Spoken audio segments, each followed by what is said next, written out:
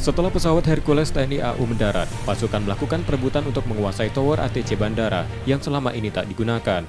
Sementara pasukan lain melakukan patroli keamanan di runway bandara. Sejumlah artileri medan sistem kanon berkaliber 155 mm dengan berat 18,4 ton yang diangkut dengan pesawat Hercules C-130 juga diturunkan dalam operasi tersebut. Operasi tersebut merupakan skenario latihan dalam rangkaian Latma Super Garuda Shield 2022, Pangkalan Udara Sri Mulyono Herlambang, Palembang. Panglima TNI Jenderal Andika Perkasa menerangkan, skenario latihan ini baru pertama kali digelar dengan alutsista di daerah dengan landasan yang tidak memiliki infrastruktur pengendali.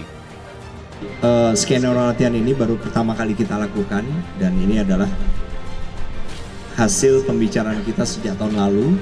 Kita melakukan manuver menggelar alutsista di daerah yang airstrip atau landasannya ini dianggap kurang memadai sehingga tidak punya instrumen atau infrastruktur pengendali.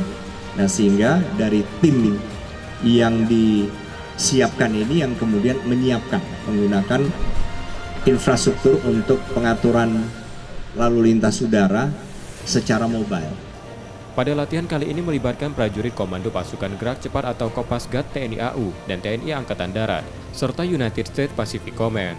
Operasi bersandi Austria Airfield Operation, yakni operasi militer dalam rangka mengoperasionalkan landasan udara yang sudah lama tidak digunakan untuk pelaksanaan operasi udara militer, yang dikenal dengan operasi perebutan dan pengoperasian pangkalan udara.